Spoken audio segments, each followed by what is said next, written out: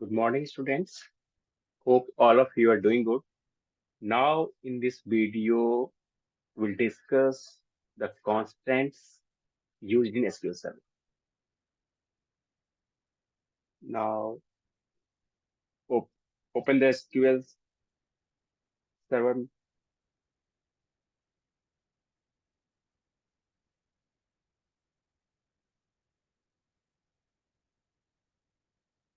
We will create here the two tables, one customer table and another table, the orders, right? तो सबसे पहले query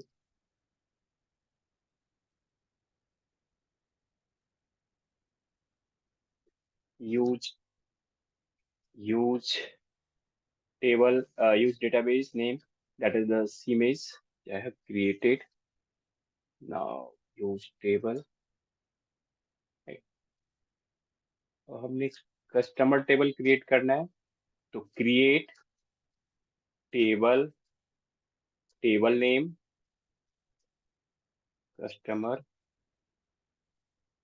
column name ID, data type int and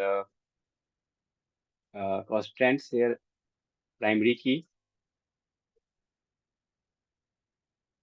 दूसरा column customer name, की name, data type varchar और length of the 30 characters,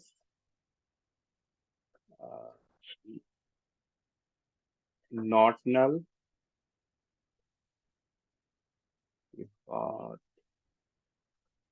address varchar ये 100, but this one is optional, तो हम इसे नल टीटी varchar लेंथ 30 और default constants default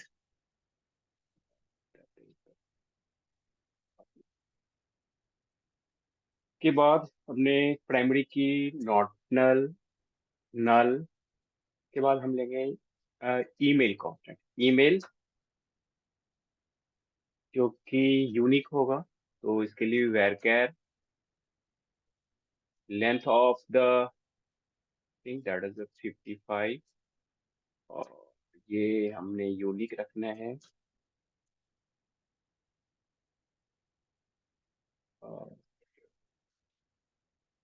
name, next is the age int और ये इसमें चेक कांस्टेंट यूज करेंगे, age check, age should be greater than 18 years. So I hope you all these constants जो हमने यूज कर लिया यहाँ पे सारे कॉन्स्टेंट्स का। दूसरे टेबल हम ऑर्डर टेबल में ये हमारा प्राइमरी की और फॉरेन की का यूज होगा। कस्टमर ये प्राइमरी की है, दूसरे टेबल में वो फॉरेन की ऑर्डर टेबल में हम यूज करेंगे। तो ये तो कि ये चीजें आप रन करके देखते हैं इसको।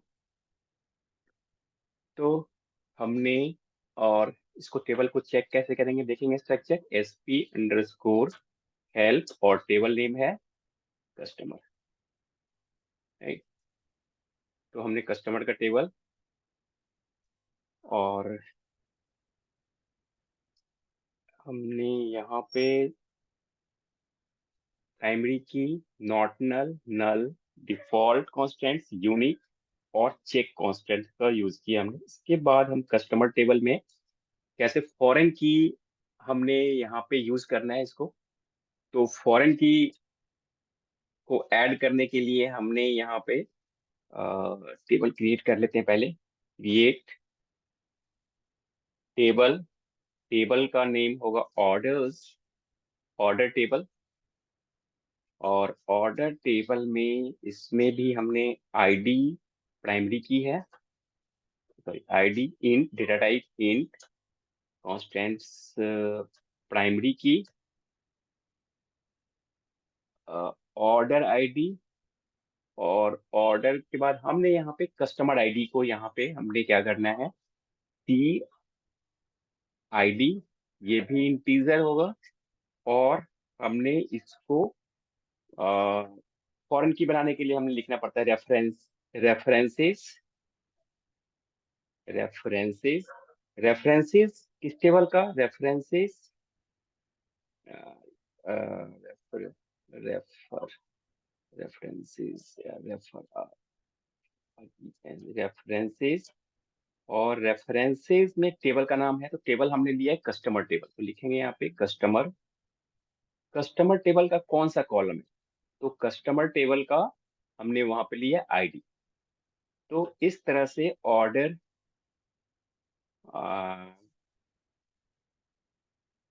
इसके बाद हमने ऑर्डर डेट, ओ अंडरस्कोर डेट, या ऑर्डर डेट, डेटा टाइप इसका डेट रखते हैं हम इसको, और फिर हम्म, एक क्वेरी को हम एक्सक्यूट करते हैं। तो यहाँ पे हमने क्रिएट, यहाँ पे कॉलन होगा, अब हम इस टेबल्स को ऑर्डर्स कर देते हैं,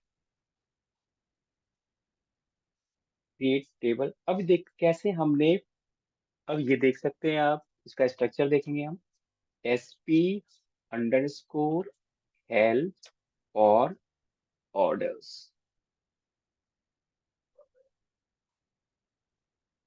तो इस तरह से हम कैसे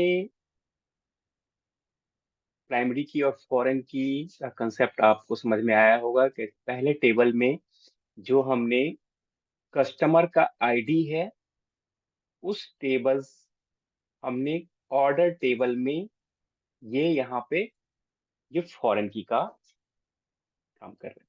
तो फॉरेन की क्या होता है, रेफरेंस होता है प्राइमरी की का, जो हमने सीआईडी यहाँ पे यूज किया है वो रेफरेंस है इसका, ये टेबल में कस्टमर टेबल में ये जो कस्टमर आईडी है वो हमने यहाँ पे रेफरेंस यूज किया है